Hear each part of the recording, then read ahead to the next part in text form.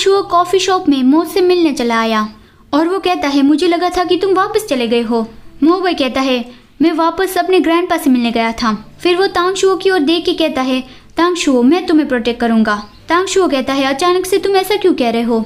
मो फिर तांग शुओ को सब कुछ कह देता है कि तुम्हारी कंपनी की हालत खराब है, उसके पीछे मेरे ग्रैंडपा है। 1 साल पहले मो भाई के ग्रैंडपा ने तांग शुओ को कहा था कि मो भाई हमारी मो फैमिली का वारिस है। मैं ये जानता हूँ कि वो तुम्हें लाइक करता है और मुझे उम्मीद है कि तुम उससे दूर रहोगे, नहीं तो इससे तुम्हारी तांग फैमिली को ही नुकसान होगा। मो तांग शुओ को कहता है मैं उस ओल्ड मैन को अच्छे से जानता हूँ। अगर मैं उसे प्रॉमिस कर दूं कि मैं फिर तुम्हें कभी नहीं देखूंगा, लेकिन फिर भी वो तुम्हें परेशान करना बंद ही नहीं करेंगे। मेरी वजह से ही तुम इसमें इन्वॉल्व हुए हो। मैं अब फिर से उन लोगों को तुम्हें हर्ट नहीं करने दूंगा।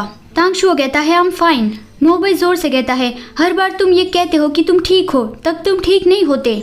मेरी वजह से तुम्हें ये पेन सहन करने की जरूरत नहीं है। वो मैं हूँ जिसने तुम्हें हर्ट किया है।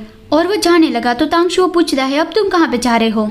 मो भाई कहता है मैं उस मो फैमिली में सबको ये पता चलवा दूंगा कि जिस लोगों को मैं प्रोटेक्ट करना चाहता हूँ उसे छूने की उसे कीमत चुकानी पड़ेगी। तांग शुओ कहता है तुमने मेरे लिए काफी कुछ कर दिया है, अब बस करो ये।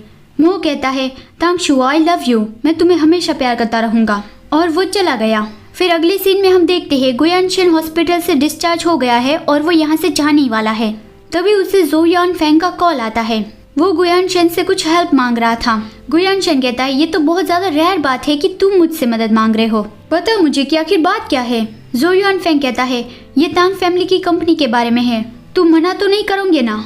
गुयानशेन कहता है मुझे ऑलरेडी ये पता चल गया कि उन लोगों ने प्राइवेटली चिन फैमिली से हाथ मिला लिया है, लेकिन मुझे ये भी पता है कि वो चिन फैमिली की ही ऑफर थी। बताओ मुझे मैं तुम्हें कैसे हेल्प कर सकता हूँ। जो यान फेंग तांग फैमिली की कंपनी में उसे इन्वेस्ट करने के लिए कहता है। गुयानशेन इसके लिए मान गया तो जो यान फेंग को यकीन नहीं हो रहा था कि तुम प्रॉमिस कर रहे हो ना।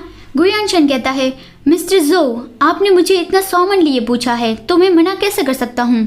डोंट वरी, तुम तान लुन शुआन की अच्छे से केयर करना। जो यान फेंग चौंक गया कि तुम्हें पता था।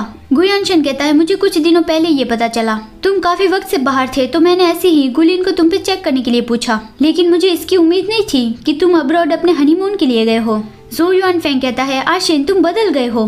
गुयानशेन कहता है अच्छा मैं बदल गया हूँ। जो यान फेंग हंसता हुआ कहता है ये अच्छी बात है कि तुम अब इंसान बन गए हो।